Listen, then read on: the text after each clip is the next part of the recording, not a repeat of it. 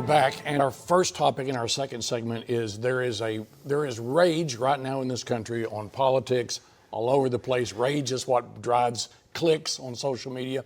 But we're having a debate right now about the First Amendment. What's freedom of speech? It's just reaching epic proportions of anger. Yeah, and it's kind of sad to see that people are angry. We talk about hate all the time on the show, and now it's freedom of speech, right? So I just want to say, I put on a uniform and served my country to defend the Constitution of the United States, and I took an oath for over 25 years to make sure that people have the right to free speech. However, having that right doesn't mean free of consequences. If you happen to say something that offends your employer or offends a population of people, you're going to hear that. If your employer doesn't like what you said, there's a possibility you could be released. It doesn't mean you can't say those things, but you could be in trouble for doing it. And I don't like that people burn the flag. I don't like that. But that is a thing that we have fought for in this country to give people that right. You see the protests that are going on, the debate that's going on, your thoughts about right now there's a lot of rage. Yeah, there is a lot of rage, and I'd like to give a quote this morning, and the quote is that hate speech does not legally exist in the United States. There's ugly speech, there's gross speech, there's evil speech, and all of that speech is protected by your First Amendment. That's a quote from Charlie Kirk. All of this started because of what took place last week, and it was an abomination. It was political violence. We've called it out on this show, should have never happened, and we need to bring back that rhetoric. But to turn this into taking away someone's free speech because of someone that was defending it on college campuses is unconscionable. It is, and we're going to have this conversation for a long time right now, and especially leading up to 26. Okay, speaking of campaigns, the governor and the attorney general are at it again. And we talked about this last week. Last week it was the speaker, the attorney general, and the governor. But this brings up the old class wallet debate and what was happening there. It's game on again. Yeah, for whatever reason, our governor and our attorney general cannot stop fighting each other in public. We've talked about it on the show. These are the kinds of conversations that I think all of us wish that they would have behind the scenes, maybe in one of the two of their offices in order to work out some of the differences. But here we are, them fighting again publicly over class wallet. Took place during COVID. There was a lot of spending that was done when we gave people money to spend on their children's education, and instead they bought game systems and barbecue grills and things for their backyard and whatnot. And here it is again, we're talking about this issue instead of what? Talking about getting us out of 50th in education. We need more outcomes, not more fights in public. Well, once again, I would say that Cindy Munson, she's going to be the Democrat nominee, is like, this is really nice. I mean, this is a situation where it's inter-party and some people are starting to kind of wince. Yeah, I talked about this last week. People are tired of all these political fights, especially among party members, right? They want to know what we're doing, how we're going to move the state forward.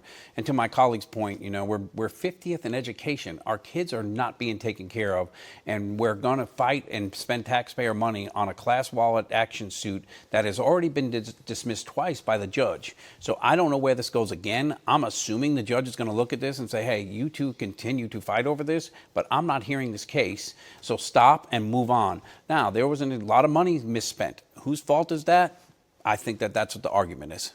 It sure is. And we would say for the second week in a row, little grace, because it's heating up really, really fast. And we'll be here to tell you all about it. And All right, and we will have the second part of Your Vote Counts right after this. They're going to be discussing how the Oklahoma Supreme Court gives the green light to State Question 836, a proposal that would create open primaries, what this means for voters. Stay with us here on News 9. Good morning and welcome to Your Vote Counts. I'm Scott Mitchell with Senator Rosino, Jason Dunnington. The Oklahoma Supreme Court unanimously has greenlit the petition drive for open primaries. It could be a game changer in Oklahoma. Your thoughts? Yeah, it's State Question 836, and what it does is it would open up the primary system so that in June, when you go to vote, everyone would have the opportunity to vote for who they want, and the top two people on the ballot would go to the general. also another election. I get that there's a lot of outcry that it changes the system up here. Look, there's nothing more American that you can do than to register to vote and participate in an election. But neither one of those have anything to do of registering your unending loyalty to a party. What this does is creates the best system that gets people to run for office and serve in the state of Oklahoma so that we can move our state forward. And right now, if you look at our rankings, we're near the bottom in everything, including voter participation. We need a change. Voter eligible people in the state of Oklahoma are the worst in the nation at turning out. The numbers are low. But your thoughts about why we shouldn't do it? Yeah, and so first off, all the state question has done is just say you can move forward with the petition and still start collecting votes. That doesn't mean that the petition is going to be on the ballot, right? They have to have the signatures. That's first thing. Second thing, I will tell you as a Republican, I'm opposed to that. For over 100 years, the Democrats had controlled the state of Oklahoma. Well, now we have supermajority Republicans. It's statewide, both in the legislature, and they don't like that. And so if they don't like that, they want to change the rules now that they had control for over 100 years. So I think that people in Oklahoma, we're a red state, people like conservative values, and that's where they want to continue, and I'm not a fan of open primaries. All right, so one of the big groups that is not voting is, it's not Democrat, it's not Republicans, it's independents. Some people are saying we have got to get more people involved in the process. That's what they want. What do you think about the independents being represented?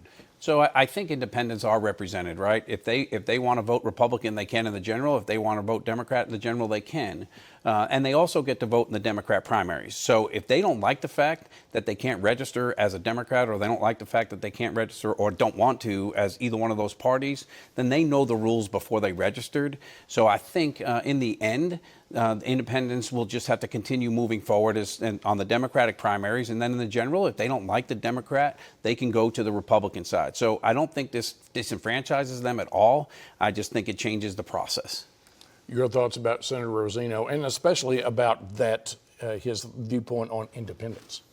Yeah, well, the senator makes a good point that voters don't like what they have right now. But I think what they don't like is being 50th in education, being 50th in healthcare, being 50th in outcomes of lifespan.